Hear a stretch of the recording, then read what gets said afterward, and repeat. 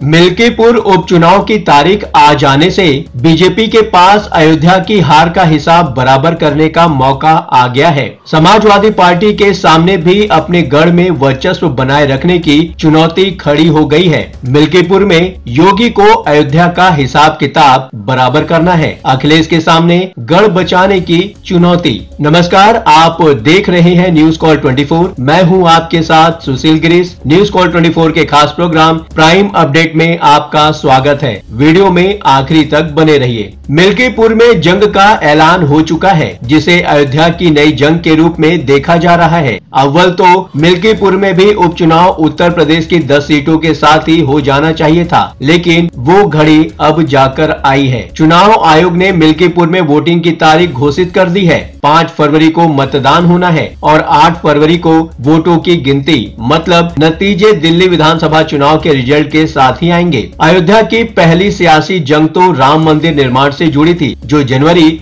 2024 में मंदिर के उद्घाटन के साथ ही खत्म भी हो गई। लेकिन कुछ ही दिन बाद हुए लोकसभा चुनाव में बीजेपी फैजाबाद लोकसभा सीट पर चुनाव हार गई और तभी से समाजवादी पार्टी ने तब मिल्कीपुर के विधायक रहे अवधेश प्रसाद की जीत को बीजेपी के लिए अयोध्या की हार के रूप में प्रचारित करने लगी थी। हाल ही में यूपी की 9 विधानसभा सीटों पे हुए उपचुनाव में समाजवादी पार्टी को बहुत बड़ा झटका लगा था। बमुश्किल वो 2 सीटें ही जीत सकी। भारतीय जनता पार्टी ने 9 में से 7 सीटों पर फतह हासिल कर ली और इस तरह अपने हिसाब से बीजेपी ने अयोध्या की आधी जंग तो जीत ही ली है। मौका तो पहले जैसा ही बन पड़ा है। नतीजा देखते हैं। मिल्कीपुर चुनाव के वक्त भी माहौल बहुत बदला नहीं है। लोकसभा चुनाव में बीजेपी को फैजाबाद सीट पर हार का मुंह देखना पड़ा था, लेकिन उस हार के पीछे कई कारण भी थे। यूपी के मुख्यमंत्री योगी आदित्यनाथ ने बीजेपी नेताओं के अति आत्मविश्वास को पार्टी की हार की वजह बताई थी।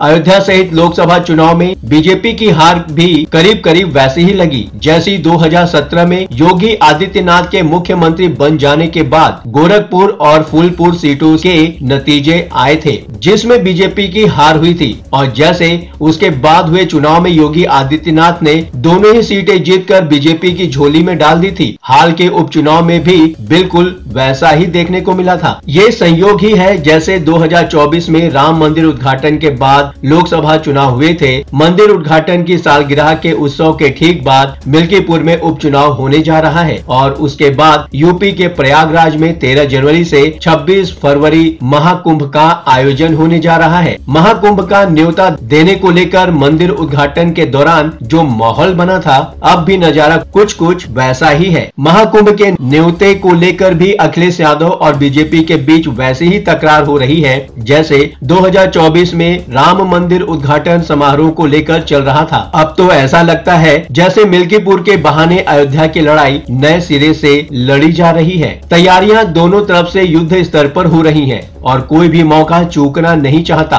बीजेपी की जीत पक्की करने के लिए योगी आदित्यनाथ ने मिल्कीपुर के लिए बीते उपचुनाव से भी मजबूत टीम बनाई है। तब तो हर सीट पर 3 मंत्री ही तैनात किए गए थे। इस बार तो नंबर डबल बताया जा रहा है। ये तो है ही कि उपचुनाव में समाजवादी पार्टी ने करहल की सीट बचा ली थी, लेकिन कुंदरकी की हार ने तो नई मिसाल ही कायम कर दिया है। मुस्लिम बहुल कुंदरकी सीट पर बीजेपी उम्मीदवार की जीत तो हर किसी को हैरान करने वाली थी। चुनाव जिन 9 सीटों पर हुए थे, उसमें 4 तो समाजवादी पार्टी के पास ही थे, लेकिन वो 2 ही जीत पाई। आगे मिल्कीपुर की बारी है। मुख्यमंत्री योगी आदित्यनाथ ने मिल्कीपुर में मंत्रियों की ड्यूटी लगाने के बावजूद कमान अपने हाथ में ले रखी है और खुद निगरानी कर रहे हैं। हाल ही में समीक्षा बैठक भी की थी और मंत्रियों को बूथ स्तर पर टोलियां बनाकर लोगों से सीधा संवाद करने की सलाह दी थी। मिल्कीपुर के विधायक रहे अवधेश प्रसाद के फैजाबाद से लोकसभा पहुंच जाने के कारण ही उपचुनाव हो रहा है। अखिलेश यादव ने चुनाव की कमान और जीतने की जिम्मेदारी भी अवधेश प्रसाद को ही दे रखी है। ऐसा इसलिए भी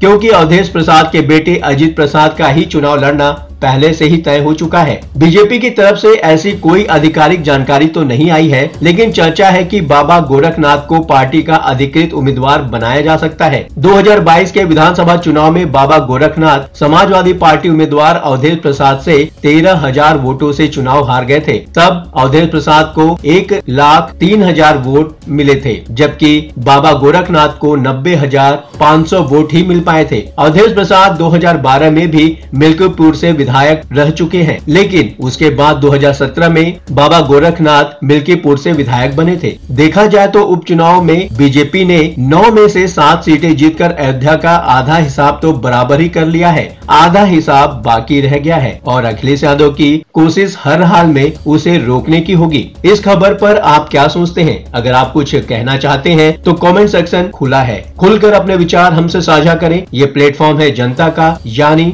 आपका, आपकी आवाज उठाने का।